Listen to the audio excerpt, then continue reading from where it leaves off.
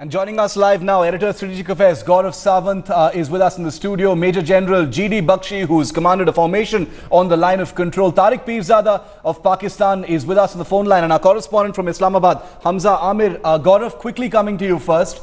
As we speak, forget about before, forget about midnight. As we speak, there's a ceasefire violation taking place.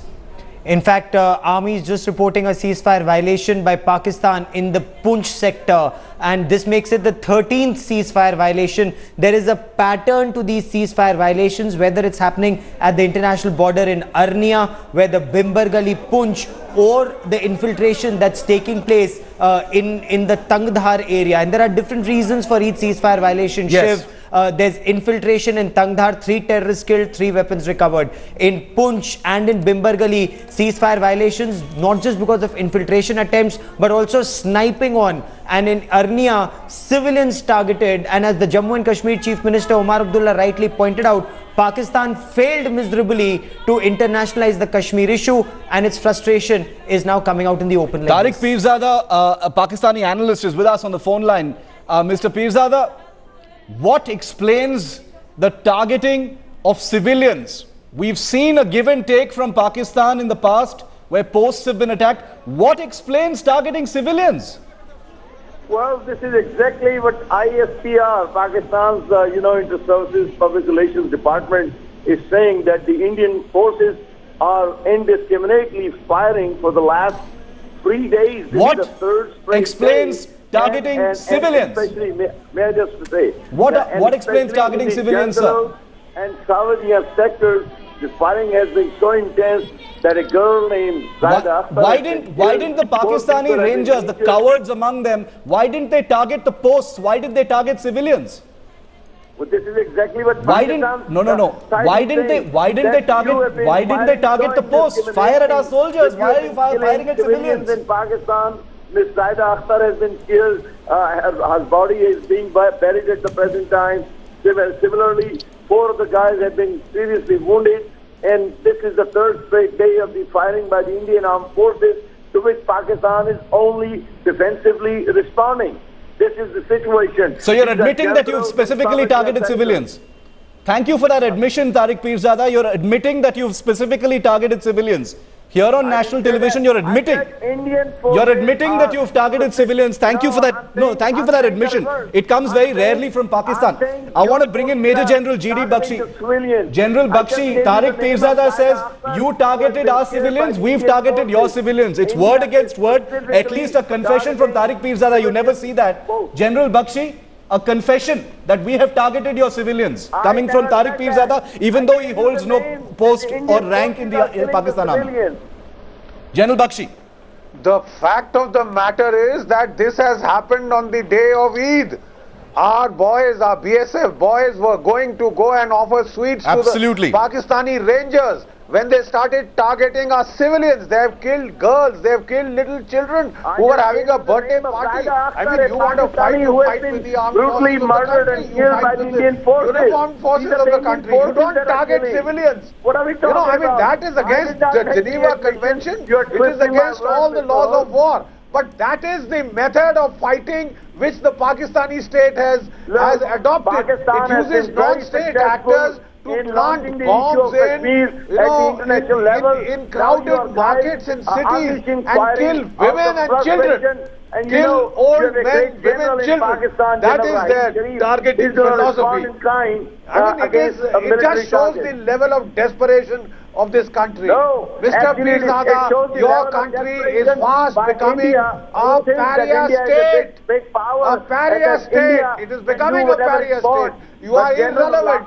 You are a dysfunctional state. You are a dysfunctional state. Absolutely irrelevant. And the only way that they can make themselves relevant is General Bakshi, I want to ask you a specific question. I want to ask you a specific question because, you know, beyond a point, I'm not really interested in what Tariq Pirzada has to say. But General Bakshi, what in your opinion does the army need to do now? They have been cleared. Home Minister Rajnath Singh has said that, the army has been cleared to respond. Tariq Pirzada, wait a moment.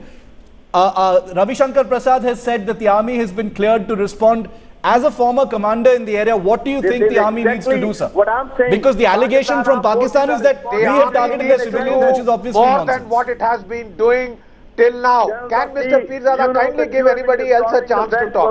Tariq Pirzada, hold on, let General Bakshi speak, you can respond to it. Much more than it has been doing so far. It needs to escalate vertically as well as horizontally. It needs to teach the Pakistani army a proper lesson. It needs to take action which is deterrent. We need to escalate vertically. There is no question of goli ka jawab, goli se. It has to be goli ka jawab, gole se. It has to go beyond. It has to sort of hurt the other side so that it raises costs. As long as you don't raise costs, Tariq Pirzada, quick response, and then I want to get in our correspondent. Quickly. Mr. Pirzada, are you there with us? All right. Here's the answer. Go ahead. What General Bakshi has done, that he has been distorting the facts for over the years. So I was expecting what he said. So what you just said was so untrue. I said the Indian forces have recently killed Zaida Akhtar, a girl in the Pakistani part of Kashmir. You made that point again. You're repeating yourself, sir. You've got nothing to fall back on. You're repeating the same facts over and over again. Frustrated because we have raised the issue of Kashmir at the international level. Okay, thanks, Tariq Pirzada. Okay, you've said the same thing. Nobody is buying the argument about it being raised at the international level. You've been trying that for many, many years. It's not going to happen. So, it's flogging a dead horse. I want to bring in Hamza Amir now. Hamza, away from all the bickering, the tutu meme, the sort of political anger that's happening, what are you hearing from your sources? Because here in India, there is a huge amount of disbelief at what is being seen as a deliberate targeting of civilians. Because the place where this attack took place is quite a certain amount of distance, as Gaurav has been reporting, from the nearest post. So you can't make a mistake in mortar firing in this particular area. Well, exactly, Shiv. In fact, the problem in this is that civilians have been killed with targeted, bomb attacks on both sides. In Pakistan, there are reports of 9 casualties. On the Indian side, there are 6-7 casualties, and that is not a small number.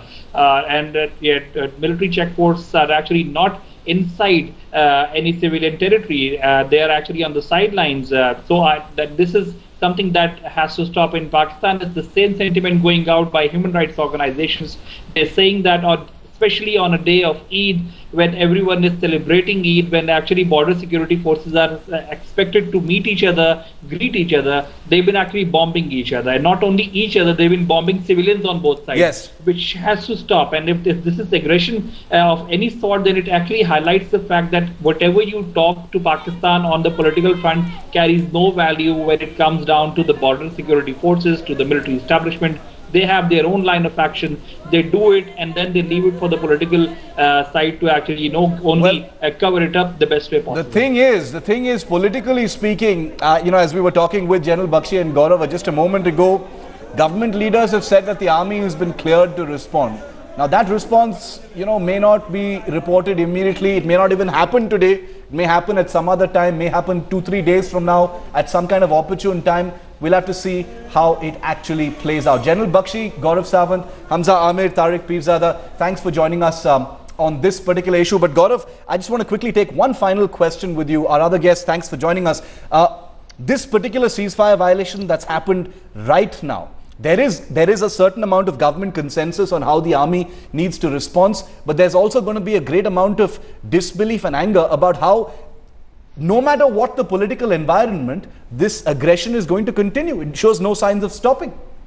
This, in fact, will intensify in the weeks and months to come, because politically, India's convinced the civilian leadership in Pakistan does not carry weight. This desperate attempt by Nawaz Sharif to internationalize the Kashmir issue at the United Nations General Assembly, it failed miserably. India treated Pakistan with the contempt Pakistan deserves on the Kashmir issue. As far as talking to Pakistan is concerned, at SAARC, there will be discussions with Pakistan at a multilateral fora. Pakistan wants bilateral discussions with India that India is unlikely to oblige Pakistan with, given the tension at the LOC. And even as we brought you this bulletin, there's been another ceasefire violation in Poonch, firing still continuing as we speak. With me live, General G.D. Bakshi, who's commanded a formation on the line of control. And I'm going to take one quick question with him.